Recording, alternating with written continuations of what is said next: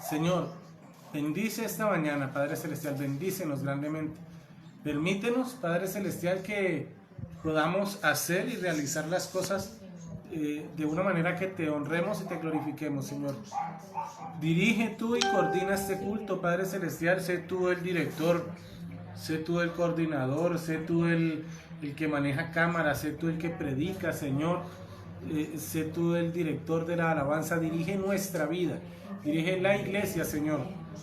Lo pedimos y te lo suplicamos en el nombre de Jesús, que seamos nosotros entendiendo y aceptando, Señor, que no podemos estar en mejores manos sino en las tuyas, Padre Santo.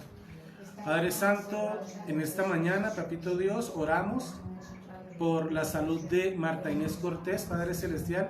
Te pedimos y te suplicamos, Padre Celestial, que seas tú limpiando sus pulmones, que seas tú limpiando sus arterias, sus venas, Padre Celestial, que seas tú, Señor, sanando su cuerpo, Papito Dios.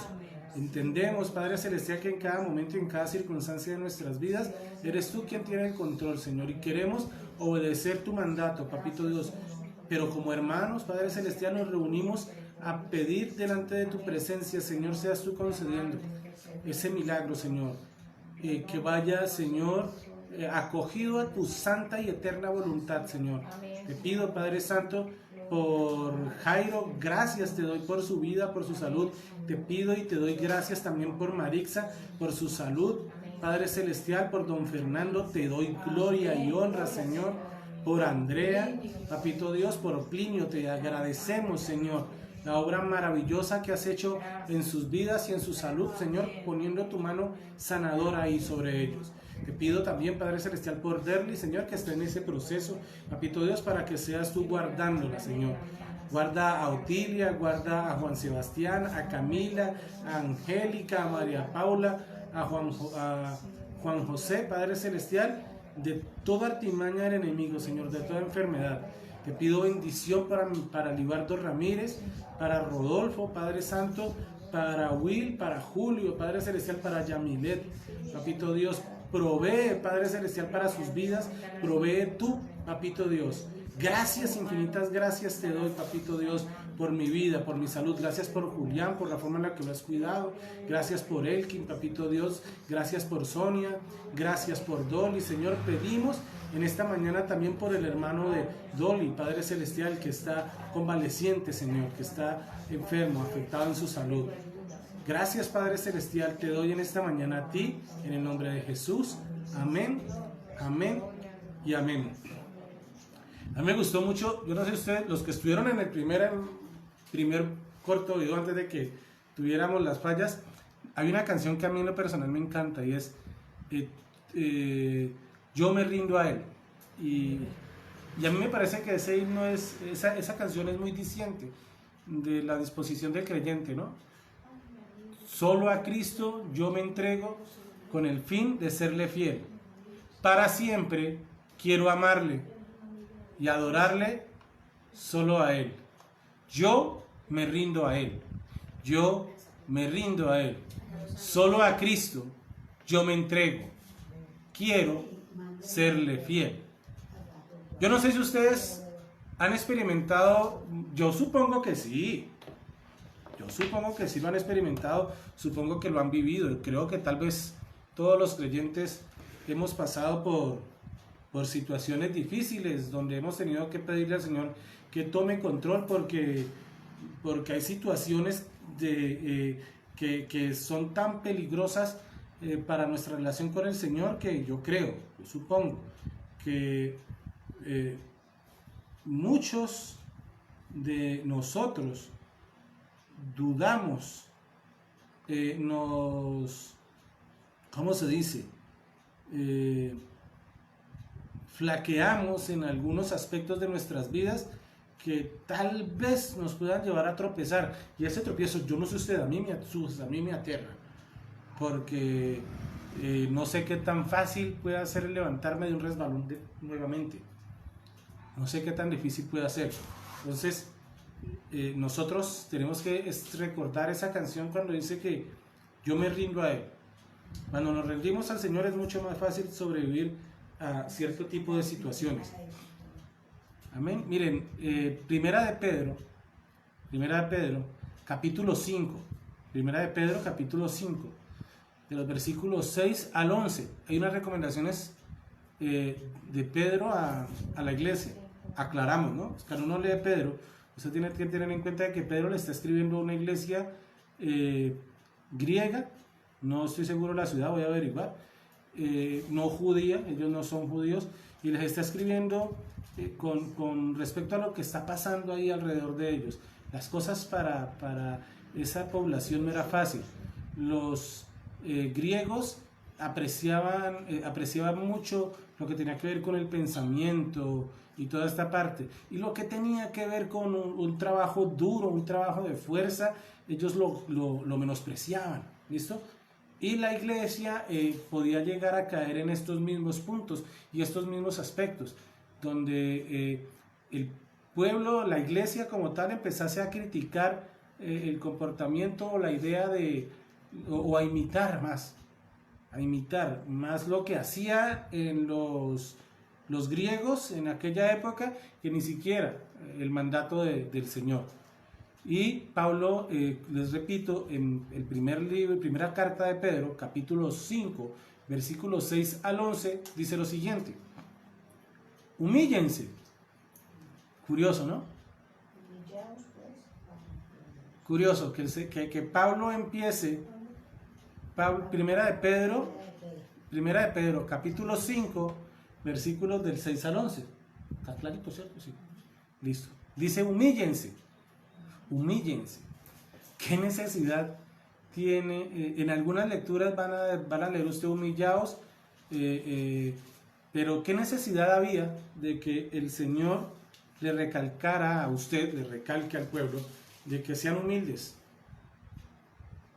¿Qué está pasando entonces en la iglesia? Es uno a leer entre líneas y a pensar, bueno, ¿qué está queriendo decir el Señor? Humíllese pues bajo la poderosa mano de Dios, para que Él los exalte a su debido tiempo. Da la impresión de que hay una sensación de orgullo, una sensación de supremacía, de fuerza. ¿Listo? Dice el 7. Depositen en Él toda ansiedad, porque Él cuida de ustedes. Practiquen el dominio propio. Manténganse alerta. Su enemigo, el diablo, ronda como león rugiente buscando a quien devorar. Resistan, manteniéndose firmes en la fe, sabiendo que sus hermanos en todo el mundo están soportando la misma clase de sufrimientos. Y después de que ustedes hayan sufrido un poco tiempo, Dios mismo, el Dios de toda la gracia, que los llamó a su gloria eterna en Cristo, los restaurará y los hará fuertes, firmes y estables. A Él sea el poder por los siglos de los siglos. Amén. Mire, hermano, el pastor William, en estos días que estaba analizando, yo me acuerdo que no estoy seguro si fue en una charla personal que tuve con él o si fue en una predicación en la iglesia, pero tocamos el tema de Chernobyl. Chernobyl fue una provincia, una ciudad, un departamento, no sé cómo llamarlo, que está ubicado en lo que antes era la Unión Soviética. Resulta que después de que termina la Segunda Guerra Mundial, Estados Unidos y la Unión Soviética empezaron a tener una guerra a la que llamaron la Guerra Fría. Y esa batalla, esos enfrentamientos entre ellos, arrancaron entre Estados Unidos y Rusia, teniendo en cuenta cuál de los dos países, cuál de las dos potencias iba a quedarse con los científicos más importantes de los nazis. Los Estados Unidos quedaron con un muy buen grupo, pero a Rusia no le fue mal. ¿Listo? Dentro de lo que hicieron, pues, Rusia empezó a invertir mucho en lo que es energía nuclear. Y más o menos a partir de la mitad de la década de los 70, muchos científicos soviéticos instalaron reactores nucleares en centrales nucleares de allá de Rusia. Una de esas centrales nucleares era la de Chernobyl. Chernobyl estaba ubicada hacia el norte, entre lo que ahora conocemos como Bielorrusia y Ucrania, más o menos por ahí. ¿Listo? Pues, ¿cómo les parece que el 25 de abril de 1986, esa planta nuclear estalló. Y el 26 hizo otra explosión todavía más grande. Los soviéticos, para no demostrar su debilidad con respecto al manejo que ellos tenían de las plantas nucleares, decidieron quedarse en silencio y avisaron al resto del mundo solamente hasta el 28 de abril, porque ya la nube tóxica estaba llegando hacia la parte norte de Europa, listo, hacia la parte sur de Europa, o sea, empezó a expandirse de tal manera. Miren, eso fue hace más o menos unos 34 años, de hecho sí, pues aquí dice que fue más de 34 años. Y es desde que los científicos están mirando, miren, los científicos calculan de que esa planta, que esa ciudad fue desocupada por completo.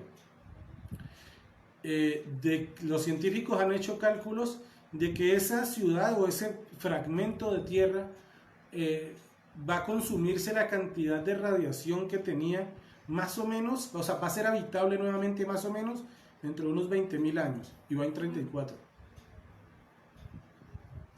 Tenaz, ¿cierto? Miren, las plantas que están creciendo ahí, crecen plantas frutales, pero la gente no puede tocar porque hay tal nivel de radiación que la gente está muriendo por cáncer de distintas características.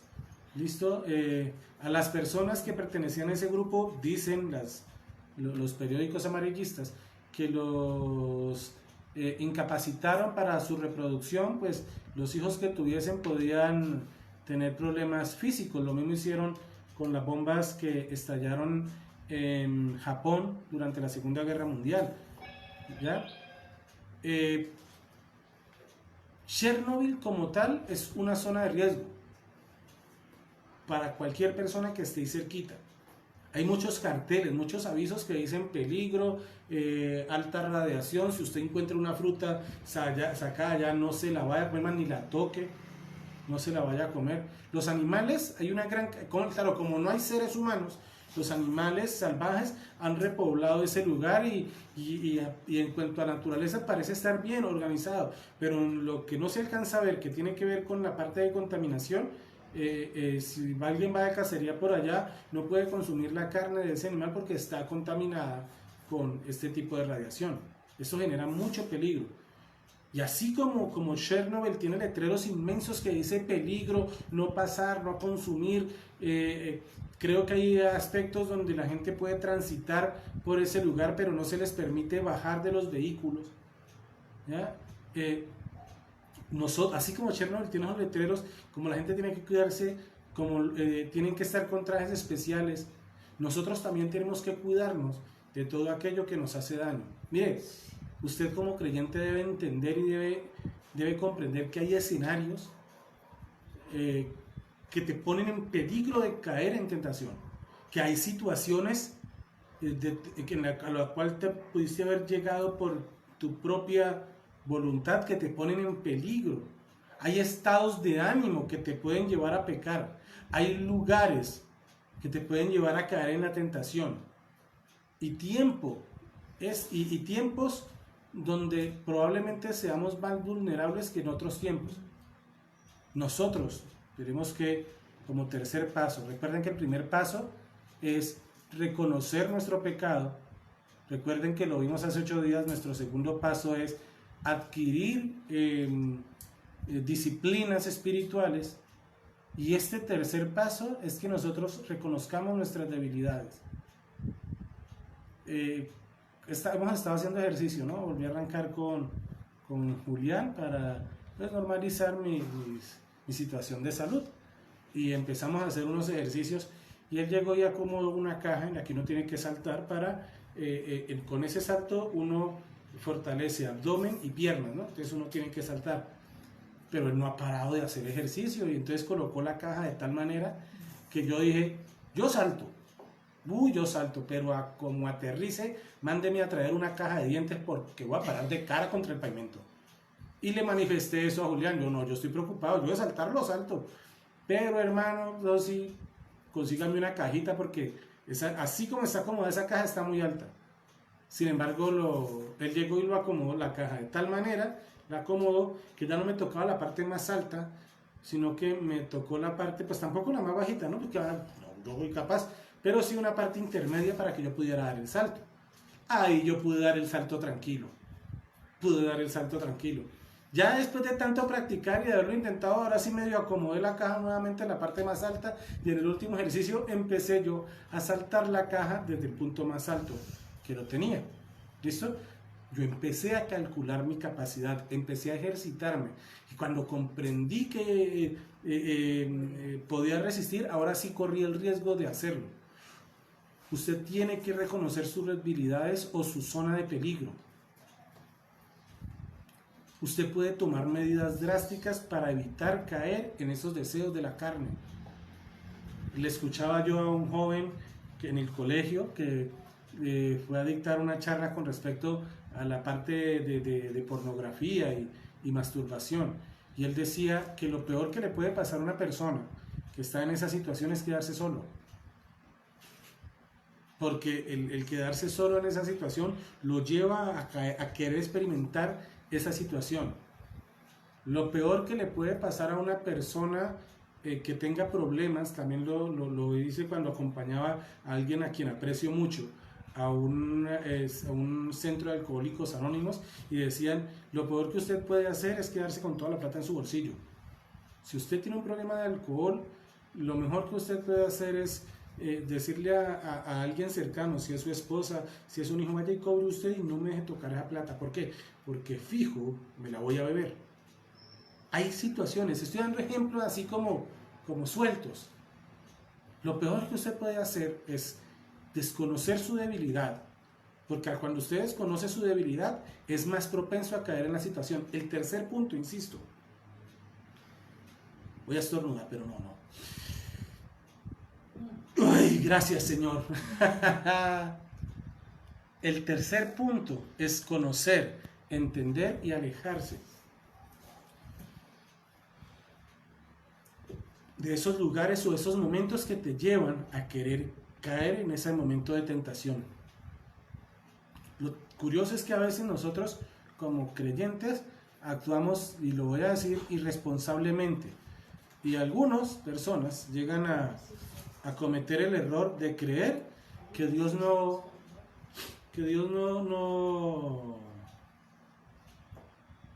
le interesa el que yo haga esto. O a veces nos creemos más fuerte de lo que realmente somos y no, el Señor es mi fortaleza, y va y nos metemos y caemos en la tentación. Nosotros no podemos ser imprudentes en ese sentido. Nosotros debemos entender, reconocernos. Cuando usted reconoce sus limitantes, usted sabe qué tanto puede arriesgarse a hacer algo. En estos días hablaba con alguien que se quedó sin empleo, y yo le decía, ve, y con ese carro que tenés, ¿por qué no vas a trabajar a tal área? Mira que pronto. Y él me decía, lo que pasa, Alejo, es que mientras yo estuve haciendo esta situación, el carro empezó a molestarme de esta manera. Yo sé que el carro se ve bien, pero el motor, si yo intento subirlo por tal lugar, el carro no me va a dar, se me va a dañar, se va a varar aún peor. Cuando tú conoces la capacidad, cuando tú conoces y entiendes los límites, tú no te arriesgas, como sucedía con el carro, de llevarlo a un sitio más extremo, porque sabes que va a ocurrir un daño peor. Lo mismo puede ocurrir en tu vida. Cuando nos volvemos a Dios arrepentidos, Él llevará incluso el peso de nuestros problemas, pero nosotros tampoco podemos arriesgarnos a hacer las cosas de una manera irresponsable, sin experiencia. Me están viendo por acá, y sí, y en desobediencia. Nosotros no nos podemos, el hecho de que nosotros sepamos de que en ese sentido somos débiles y que actuemos arriesgando esa debilidad, estamos haciendo algo que dice la palabra del Señor, porque aquel que sabe hacer lo bueno y no lo hace, alguien que me lo repita o que me lo escriban, le será contado como pecado. Si usted sabe que yendo a tal lugar o actuando de tal manera se ve tentado, absténgase de hacerlo. Una de las cosas que yo recuerdo, yo tenía un grupo de amigos a quien quería mucho cuando recién conocí al Señor. Y algunas personas me decían, ve, te alejaste de tu parche, pues no volviste a llamar a fulanito, no volviste a visitar a sultanito. Y yo tenía que admitir que sí que lo había hecho, porque a las cosas que ellos me invitaban estaban muy distintas a las cosas que yo anhelaba compartir con Dios. Era peligroso para mí asistir a ese tipo de reuniones, acompañarme de ese tipo de personas, porque en ese sentido yo todavía tenía mucha debilidad. Ahora, en este momento los puedo llamar, en este momento me puedo encontrar con ellos. En estos momentos no siento que vaya a ser algo tan grave para mi vida. Hay otros aspectos en los que no. Pero en ese aspecto de llamar, ir y relacionarme, sé que en este momento soy lo suficientemente maduro y fuerte como para charlar con ellos. Y en lugar de acompañarlos a cierto sitio, me van a invitarlos a que vean el culto. Es más, varios ven el culto. Por ahí hay uno o dos conectados que estoy viendo, que deben estar sonriendo. Ahora entienden por qué me alejé. No es que yo sea mal amigo, yo también tenía que cuidarme, muchachos. Miren, cuando uno debe hacer algo importantísimo, y algo importantísimo que uno debe hacer es dejar que Dios se haga cargo de nuestras preocupaciones. Dios nos llama a la acción y no a la pasividad. Sin embargo, nosotros no debemos someternos a las circunstancias que nos pueden llevar a caer en el pecado. Nosotros tenemos que someternos a Dios, porque Él es quien controla las circunstancias. Y si el Señor te está diciendo en este momento a tu conciencia, allá no vaya, mi hijo, allá corre peligro, entonces escucha al Señor. Míralo cómo arranca Pedro esta lectura. Humíllense. No sean orgullosos.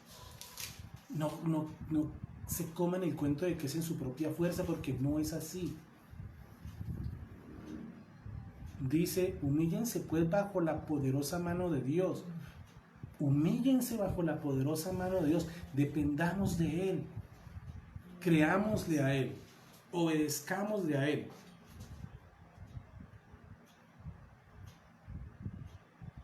Obedezcámosle. Si usted sabe que en algún momento usted está en peligro, haga lo que hacía yo. Cuando yo sentía que la cabeza me picaba, yo más vale me le pegaba el corte a mi esposa y para donde ella fuera para allá cogía, ¿cierto, amor? Y para allá cogía, porque había momentos de tentación que me picaba hasta la conciencia. Y todos estamos expuestos a esa situación. Me encanta lo que dice el versículo 9. Dice, resístanlo y Él huirá de vosotros. Ese tema lo vamos a volver a tocar dentro de 8 días, el próximo domingo. Resístanlo, manténganse firmes en la fe.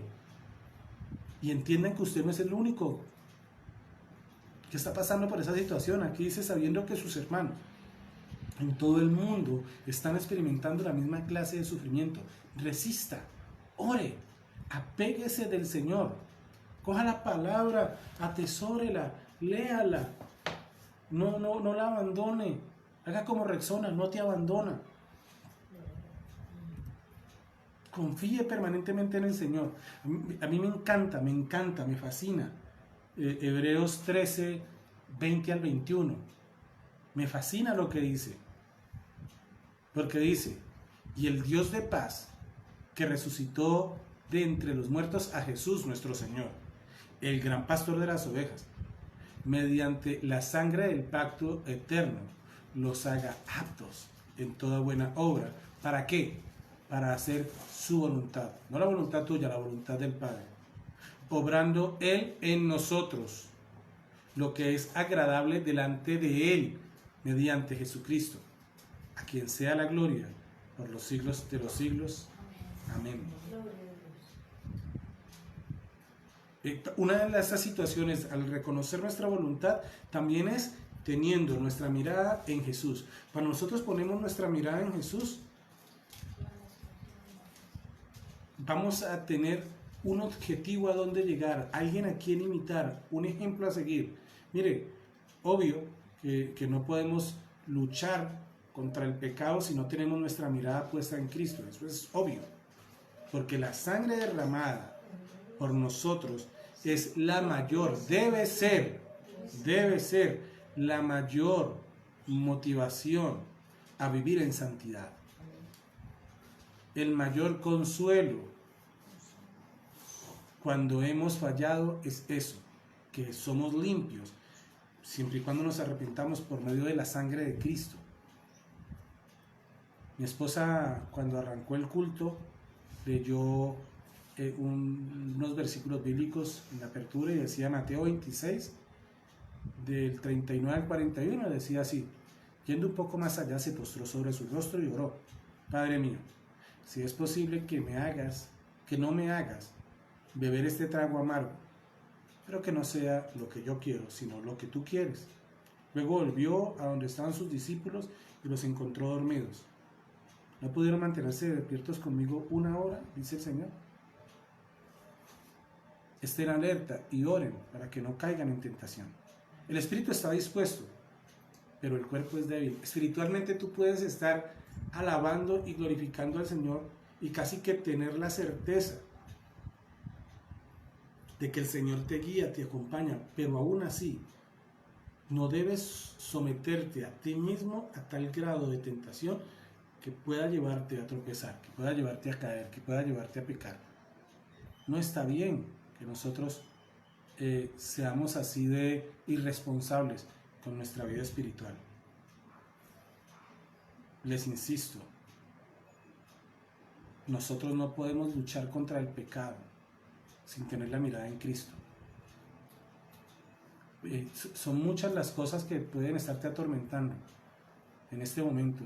Algunos puede ser pornografía, otros puede ser licor, otros puede ser apuestas, otro puede ser el consumo de la marihuana o la cocaína, otro puede ser el que ha sido mujeriego o ha sido promiscuo o promiscua.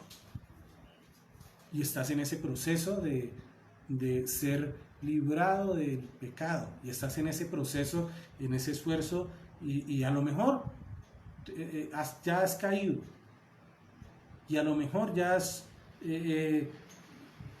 caído en esa tentación, pero eso no quiere decir que la carrera se acabó, eso no quiere decir que te diste por vencido, que nunca más te vas a levantar, que nunca más vas a poder pararte. No, al contrario, eso quiere decir que ahora vas a necesitar más esfuerzo para poder levantarte y estar más concentrado en el que tienes que estar concentrado para no volver a caer. En el versículo 10 dice, en el versículo 8 dice: su enemigo el diablo ronda como león rugiente buscando a quien devorar. Y tengan en cuenta de que aquí la palabra, el adjetivo es en segunda, la palabra dice su enemigo el diablo, no dice el Señor mi enemigo el diablo, sino su enemigo el diablo, el enemigo de la iglesia, su enemigo el diablo. Anda como león rugiente buscando a quien devorar, lo está diciendo en tercera persona. Los leones normalmente cuando atacan, ellos van así al acecho, se esconden, y por ahí va pasando el cervatillo. Y ellos siempre atacan al que está enfermo o al que está solitario, al que está débil. Ellos nunca van a atacar al más fuerte, al jefe de la manada, no. Van a atacar, no sé, al que se quedó atrasito, porque a lo mejor el animalito ya está viejito y no le alcanzan las fuerzas, y ¡fum!, atacan por el cuello. Y cuando atacan lo presionan de tal manera que en realidad no los mata el mordisco, sino que los mata la asfixia al animal por la forma en la que lo atraparon. Ellos escogen a los animales que están desprevenidos. Y la Biblia nos dice que Satanás puede atraernos cuando enfrentamos sufrimiento, cuando estamos en procesos de persecución, o cuando nos sentimos solos, cuando estamos débiles, cuando nos sentimos abandonados, o no necesariamente nos sentimos abandonados porque puede que no te hayan abandonado, pero cuando te alejas de otros creyentes y estás preocupado en tus propios problemas, de tal manera que te olvidas estar atento a los peligros en los cuales estás. En ese momento es cuando especialmente somos vulnerables al ataque de Satanás. La conclusión es, mantengámonos alertas. Sepa que si usted no puede levantar esa pesa de 85 kilos, pues no la levante. Ya sabemos que usted no puede con eso, está muy pesado para usted. Nadie te va a criticar. Queremos es juzgarte. Yo voy a pedir el favor a mi esposa que llame a Livia, que me está llamando al celular. Por favor, llamen a Livia, le dicen que es que estamos en pleno culto. ¿Listo? Bueno, mi hermanito. La aplicación. ¿Qué hacemos con esta enseñanza? ¿Cómo la aplicamos a nuestras vidas? Sencillo, mire. Usted no puede luchar, le insisto, ya van 3 veces, usted no puede luchar contra el pecado si usted no tiene la mirada puesta en Cristo. Si usted no se ha revestido, si usted no ha orado, si usted no está concentrado, si usted no tiene si usted ya reconoció su pecado, si usted no tiene esas prácticas, pero no tiene esas prácticas espirituales, no se arriesgue. La mejor manera de luchar contra el pecado es tener la mirada puesta en Cristo. Recuerde que Él nos dice que si 7 veces caemos, 7 veces nos levanta. Nosotros debemos ser sabios al reconocer nuestras debilidades, o mejor dicho, saber cuáles son nuestras áreas más débiles o zonas de peligro, como se quiera llamarle. Mire, en el tiempo de sufrimiento, lo mejor que usted puede hacer es buscar el apoyo de otros creyentes. En los tiempos de esa sensación de soledad, busque gente madura, gente creyente, que ore y le acompañe. A veces no es que te hayan abandonado, es que el que se alejó fuiste tú. A veces no es que la gente esté enojada contigo, es que tu arrogancia, tal vez tu falta de humildad, ha generado que las personas no sepan cómo entrar en contacto contigo, cómo hablarte, cómo dirigirte. Es que tal vez ese hermoso temperamento con el que el Señor te ha bendecido asusta, porque uno no sabe con qué se va a encontrar. Pon la mirada en el Señor, imítale a Él. Busca el apoyo de creyentes, mantenga su mirada en el Señor, y como lo dice la palabra, resista al diablo. Así como dice Santiago, Él va a huir de nosotros. Confía en Él hoy. Este es el momento de confiar en Dios. A partir de hoy, si no lo has hecho antes, declara tu confianza en Cristo Jesús. Confía en el Señor. Confía en el Señor. Lucha contra tu pecado. Y por favor, concéntrate en vivir una vida amando más y más a Dios. Fortalécete en esas disciplinas espirituales. Confía en el Señor. Amén. Confía en el Señor. Amén. Amadísimo Dios y Padre Celestial, a ti, Señor, sea la gloria, a ti, Señor, sea la honra, la alabanza, la adoración y la exaltación. En esta mañana, Padre Celestial, oramos, Señor, delante de tu presencia, por aquellos varones, Señor, por aquellas mujeres, amado Dios, que están en esa lucha fuerte, Señor, del pecado, Señor. Papito Dios, rodéalos, Papito Dios, de esos hijos, de esos santos, de esos ángeles tuyos, Padre Celestial, para que sean fortalecidos, Papito Dios, para que ellos puedan entender la obra que tú, Señor, quieres hacer en sus vidas, amado Dios. Padre Celestial, que recuerden que la lectura de la palabra, que la oración y que el ayuno, Padre Celestial, son disciplinas importantísimas, Señor, en ese proceso de vencer el pecado, Señor. Que tienen que reconocer que están en pecado, Padre Celestial, y que necesitan de tu ayuda y de tu misericordia, pero sobre todo de tu ejemplo, para poder vencerlo. Padre Celestial, que seamos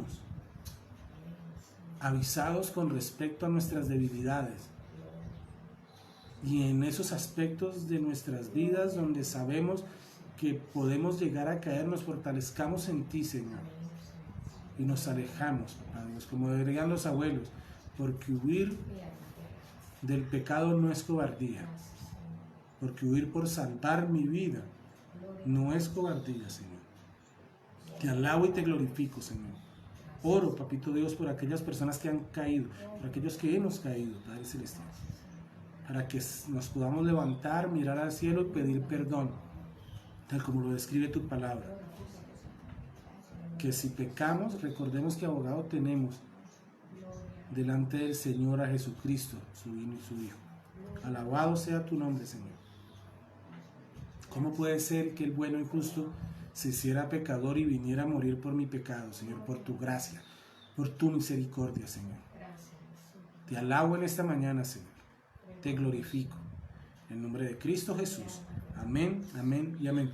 Mis hermanos, quiero mandarle un saludo muy especial a Cristian Bonilla, a Alejandra Arboleda, a Gladys Torres Montezuma, a Yolanda Ballesteros, a mi hermana Raquel, al pastor William, doña Aurelisa, Nora Adeli Cardona, Yamilet Mosquera, Gerardo Salas, pastor Gerardo, toda la iglesia Filadelfia, que el Señor nos continúe bendiciendo, a la familia de mi esposa, que el Señor los continúe bendiciendo, en el nombre de Jesús. Amén. ¿Me hacen un favor? Si van a comer chorizos, no me van a mandar, que estoy luchando contra la tentación. Que el Señor los bendiga, que estén bien, saludos a la familia.